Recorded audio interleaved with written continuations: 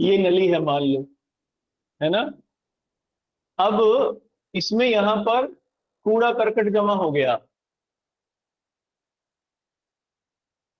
ठीक है। अब ये रास्ता छोटा हो गया। अब हार्ट जब ब्लड को पंप करेगा, बाहर को निकालेगा, अब रास्ता छोटा है, तो फिर कम जगह बची ब्लड को बाहर जाने की। तो उससे क्या होगा, दीवारों के ऊपर, अच्छा ब्लड तेजी से बाहर निकलेगा और ज्यादा या नहीं, बताओ अगर रास्ता छोटा हो गया तो। इसको ऐसा समझो, पानी की टोंटी है, पहले वो ठीक ठाक थी, बाद में उसमें कैल्शियम जम गया पानी की टोंटी में, या कुछ रुकावट आ गई, तो पानी तेजी से निकलेगा नहीं बाहर। Yes sir. इसी को कहते हैं ब्लड प्रेशर का बढ़ जाना। यही होता है, ब्लड प्रेशर बढ़ता है तो। सर कूड़े को हटाने का कारण ये है, ये कूड़ा ऐसे नहीं हटेगा आसानी से। देखो जनरली ये कूड़ा होता क्या है, ये कूड़ा होता है, एक तरीके का तो कैल्शियम होता है ये, ठीक है। एक तरीके का ये ऑक्सलेट होती है, एक तरीके का ये वैक्स होती है, जिसे हम लोग कोलेस्ट्रॉल के फॉर्म में मापते हैं। ये तीन चीजें होती हैं। इसमें सबसे ज्यादा खतरनाक जो है वो कैल्शियम और ऑक्सलेट है, सबसे ज्यादा खतरनाक। ये भी खतरनाक होता है वैक्स भी, लेकिन फिर भी ये तो है। लेकिन ये क्या करता है, ये इन नर्व्स के ऊपर जम के इनको कठोर कर देता है, ये मुलायम नहीं रह जाती, ये कठोर हो जाती हैं, जिसकी वजह से और ज्यादा वैक्स इकट्ठा होने लगता है। कोलेस्ट्रॉल जो ब्लड में मिला हुआ होता है, आप हम जो भी खाते हैं ब्लड में मिलेगा ही। अगर हमने ज्यादा चिकनाई खाई है और उसकी जरूरत कम है, तो वो ब्लड में ही फ्लो करती है। ब्लड में फ्लो करके, चूंकि वो भारी होती है, तो इसकी दीवारों पर जमने लगती है, ठीक है। तो इसके जमने से ये दीवारें छोटी हो जाती हैं, कठोर हो जाती हैं।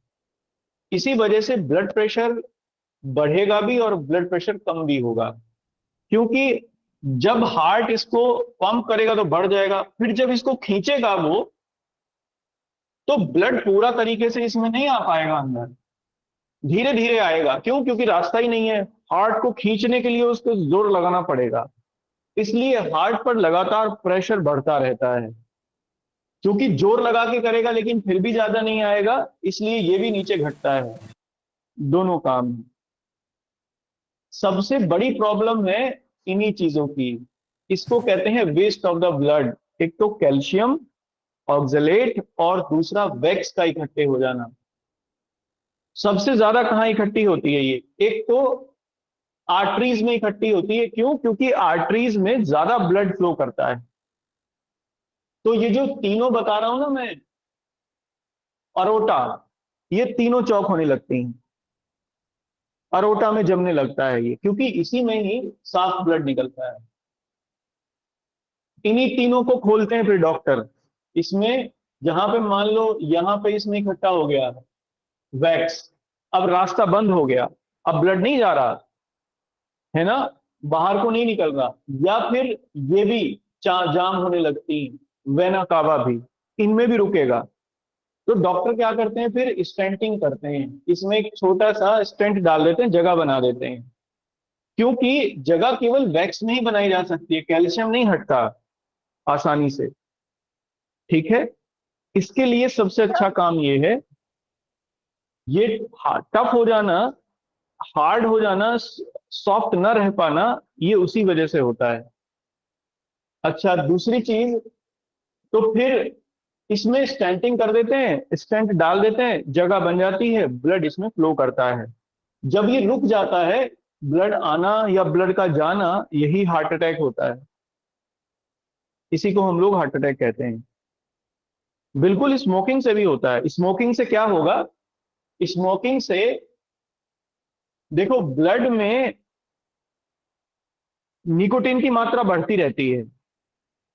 पहले तो वो करेगा चौक, स्मोकिंग सबसे पहले चौक करती है लंग्स को, स्मोकिंग हो या पॉल्यूशन हो, तो सबसे पहले तो लंग्स चौक होंगे।